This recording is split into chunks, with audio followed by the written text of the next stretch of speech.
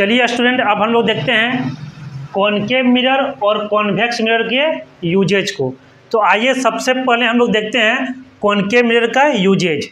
तो देखिए इसका यूजेज कहाँ होता है? हेडलाइट में। मतलब बाइक में जो हैंडल के सामने जो लाइट रहता है उसको हम लोग क्या बोलते हैं? हेडलाइट। ठीक है, तो उस हेडलाइट में किस कौन मिरर का इस्तेमाल होता है? Concave mirror. टॉर्च, हम लोग टॉर्च इस्तेमाल करते हैं, उसमें भी कौन सा मिरर होता है? Concave mirror. सर्च लाइट जो होता है ना, उसमें कॉनकेव मिरर तो रहता ही है, लेकिन उसका इस्तेमाल हम लोग कोई दूर में कोई ऑब्जेक्ट है ना, उसको देखने के लिए हम लोग करते हैं। और देखिए सेविंग में भी हम लोग किसका इस्तेमाल करते हैं? कॉनकेव मिरर, है ना। तो हम पढ़े थे कि ये आपका कोई भी ऑब्जेक्ट यदि पोल और फोकस के बीच में रहेगा ना, तो उसका इमेज जो बनेगा सीधा बनेगा और ऑब्जेक्ट से क्या होता है? बड़ा बनता है। यानी इसलिए इसका इस्तेमाल कहाँ होता है? सेविंग में और डेंटिस्ट में। डेंटिस्ट में क्या होता है? ये डॉक्टर कॉनकेव मिरर लेता है, उससे क्या होता है? और दांत छोटा से क्या दिखता है? बड़ा। ठीक है, क्योंकि हम अभी बताएं कि ऑब्जेक्ट को पोल और फोकस के बीच में रखेंगे तो ऑब्जेक्ट से बड़ा इमेज बनेगा आपका। ठीक है, सोलर कुकर और सोलर फर्नेस में भी हम लोग किसका इस्तेमाल करते हैं? कॉनकेव मिरर का। देखिए ये किस बेसिस पर काम करता है। जैसे आप देखिए ये आपका कॉनकेव मिरर है। ठीक है, क्या कौन सा मिरर है? कॉनकेव मिरर है। इसमें जितना भी रे ऑफ लाइट आता है, इसमें मिरर से रिफ्लेक्शन होने के बाद ये एक पॉइंट पर सबको क्या करेगा? फोकस कर देगा। क्या कर देगा? फोकस कर देगा। इसी बेस पर ये दोनों काम करता है। कौन? Solar cooker and solar furnace. अब देखिए कॉन्वेक्स मिरर का एक ही यूज है, क्या? Real view mirror. मतलब हम लोग बाइक में, है ना, या कार में हम लोग देखे होंगे कि साइड में एक मिरर लगा होता है, उसी को वो कौन सा मिरर है? Convex mirror. और सुनिए, कॉन्वेक्स मिरर जो होता है ना, वो हमेशा ऑब्जेक्ट से छोटा बनाएगा और वो लार्ज एरिया को, वो बहुत बड़ा एरिया को वो छोटा सा मिरर में कवर हो जाता है। इसको समझने के लिए आइए हम लोग क्या करते हैं, इस डायग्राम से समझते हैं कि ज़्यादा एरिया कवर कौन सा मिरर करता है, कॉनकेव मिरर की कॉन्वेक्स मिरर। तो इसमें देखिए ये आगे वाला पार्ट आपका रिफ्लेक्टिंग सरफेस है। आप देखिए इस लाइन समझिए, ये इतना एरिया तक ही इसको, ये क्या करेगा? इतना एरिया तक ही वो अपने अंदर में उसको रख पाएगा। ठीक है, कौन? Concave mirror. लेकिन कॉन्वेक्स में देखिए ये क्या है? इसका जो रिफ्लेक्टिंग सरफेस है वो क्या? आउटवर्ड है। यानी देखिए ये तो इधर से भी कवर कर ले रहा है, देखिए एरिया को, बहुत बड़ा एरिया को कवर कर रहा है। देखिए लाइन से आप समझिए, देखिए ये कितना एरिया इसका कम है, इसका एरिया देखिए कितना ज़्यादा है ना। यानी कॉन्वेक्स मिरर जो होता है ना, वो ज़्यादा एरिया को क्या करता है? कवर कर सकता है। अब हम लोग पढ़ेंगे sign convention for concave mirror, convex mirror. तो आइए एक एक करके हम लोग साइन कन्वेंशन को समझते हैं। तो सबसे पहले हम लोग समझेंगे कॉनकेव मिरर का साइन कन्वेंशन। ठीक है, देखिए आपको पढ़ाया गया है ना, कि सबसे पहले रे ऑफ लाइट को किससे पास करना है? फोकस से, उसके बाद सी से। तो चलिए यहाँ पर हम लोग पास करते हैं। ये आपका कॉनकेव मिरर है, ये आपका क्या है? ऑब्जेक्ट है। यहाँ से रे ऑफ लाइट यहाँ खींचिए, यहाँ रिफ्लेक्शन होने के बाद ये कहाँ से गुजरेगा? फोकस से। और ये कहाँ से गुजरेगा? सेंटर ऑफ कर्वेचर से। ये क्या करेगा? यहाँ से रिफ्लेक्शन होने के बाद उसी लाइन पर वापस आ जाएगा। जहाँ दो लाइन कटा वहीं पर क्या बनेगा? इमेज। ये हो गया ए डैश बी डैश। ठीक है, और कोई भी डिस्टेंस को हम लोग कहाँ से मेजर करते हैं? पी से। तो देखिए पी से लेके एफ तक का डिस्टेंस को बोलते हैं फोकल लेंथ, और इसको लिखते हैं स्मॉल एफ से। ठीक है, उसके बाद पी से लेके बी तक, पी से लेके बी तक के डिस्टेंस को बोलते हैं ऑब्जेक्ट डिस्टेंस, इसको लिखते हैं यू से।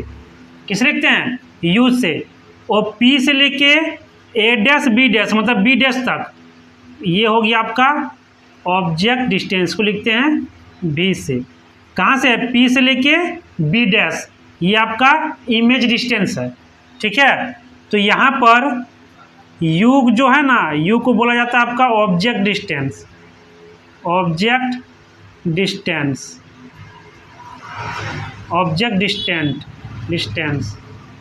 भी को बोला जाता है इमेज डिस्टेंस। एफ को बोला जाता है फोकल लेंथ।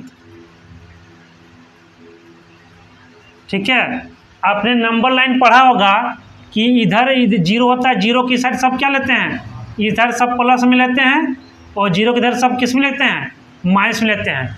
तो सोचिए ये आपका जीरो है, ये आपको क्या है, जीरो है ना, मतलब ओरिजिन है।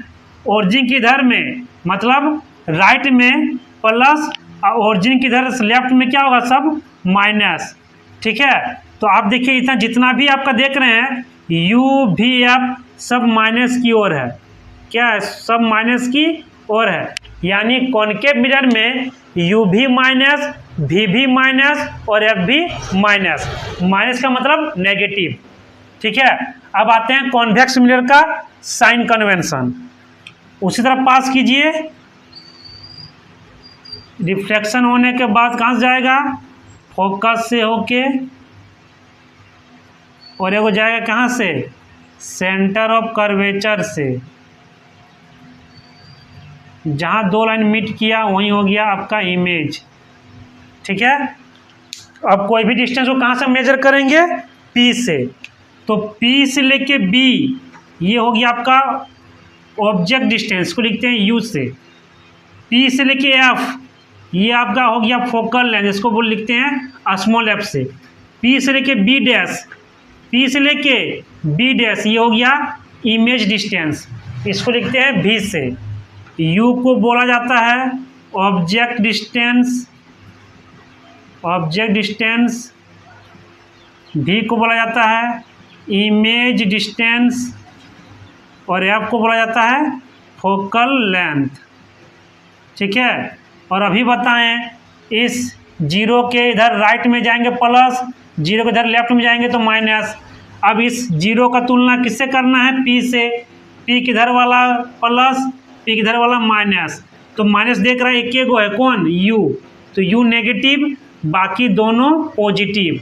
यानी कॉन्वेक्स मिरर में U नेगेटिव होगा और V पॉजिटिव होगा और F भी क्या होगा, पॉजिटिव होगा। ठीक है, तो आपको याद क्या रखना है, नेगेटिव सब याद रखिए। आप कैसा याद रखिएगा, देखिए कि कॉनकेव मिरर में तीनों नेगेटिव और कॉन्वेक्स मिरर में सिर्फ U नेगेटिव। और आपको और एक चीज़ याद रखना है, U जो होगा ना, U वो हमेशा माइनस होगा। चाहे आप कॉनकेव, चाहे आप मिरर पढ़िए, चाहे लेंस पढ़िए, ये आपका U हमेशा क्या रहेगा, माइनस ही रहेगा। ठीक है, तो आपको इस तरह करके क्या कर लेना है, इसको याद करना है ताकि आपका न्यूमेरिकल में दिक्कत ना हो। आइए स्टूडेंट, अब हम लोग पढ़ेंगे मिरर फार्मूला। तो मिरर फार्मूला जो होता है ना, उसका फार्मूला होता है 1/f equal to 1/v plus 1/u, है ना। और u को बोलते हैं क्या, u को बोलते हैं ऑब्जेक्ट डिस्टेंस, v को बोलते हैं इमेज डिस्टेंस और f को बोलते हैं फोकल लेंथ। तो देखिए इस फार्मूला में तीन चीज़ है, u v f। तो तीन में से यदि आपको दो को मालूम रहेगा तो आपका तीसरा निकल जाता है। ठीक है, अब आते हैं हम लोग मैग्नीफिकेशन में। तो मैग्नीफिकेशन जो होता है ना, ये रेशियो है। क्या है, रेशियो है किसका, height of image to the height of object. ठीक है, उसको हम लोग बोलते हैं मैग्नीफिकेशन। इस मैग्नीफिकेशन को हम लोग रिप्रेजेंटेड करते हैं m से, और हाइट ऑफ इमेज को लेते हैं h डैश से, और हाइट ऑफ ऑब्जेक्ट को लिखते हैं h से। तो इसका फार्मूला हो गया m equal to h dash by h। इसका और एक फार्मूला होता है m equal to minus v by u. इसको याद कैसे रखिएगा, यहाँ प्लस है तो यहाँ क्या हो जाएगा, माइनस। ठीक है, अब देखिए, अब इसमें नोट में कुछ बातें लिखी गई है, इसको आपको ध्यान देना है। ठीक है, यदि m का वैल्यू आपका पॉजिटिव है, पॉजिटिव का मतलब यदि m का आंसर +2 +3 +5 इस टाइप में यदि आंसर आता है ना, प्लस में, तो इमेज जो बनेगा ना वो हमेशा क्या बनेगा, वर्चुअल और इरेक्ट। ठीक है, और m का वैल्यू यदि नेगेटिव में है, नेगेटिव का मतलब हुआ -10 -2 -3 इस टाइप में यदि आंसर आता है ना माइनस में, नेगेटिव में, तो इमेज बनेगा रियल एंड इन्वर्टेड। इस पॉइंट को याद रखिएगा। ठीक है, और ये जो दो पॉइंट है ना वो हाइट से रिलेटेड है, किससे, हाइट से। ठीक है, इसको समझिए। m का वैल्यू यदि 1 से बड़ा आ जाए, 1 से बड़ा आ जाए, जैसे 1.2, 2, 3, 4, तो इमेज जो बनेगा ना वो बड़ा बनेगा और ऑब्जेक्ट बनेगा छोटा, ठीक है। और m का वैल्यू यदि 1 से छोटा आ जाए, जैसे 0.1, 0.2, है ना, तो इमेज बनेगा आपका छोटा और ऑब्जेक्ट बनेगा बड़ा। तो इस टाइप में आपको इसको क्या करना है, आपको याद करके रखना है ताकि आपको न्यूमेरिकल में दिक्कत ना हो।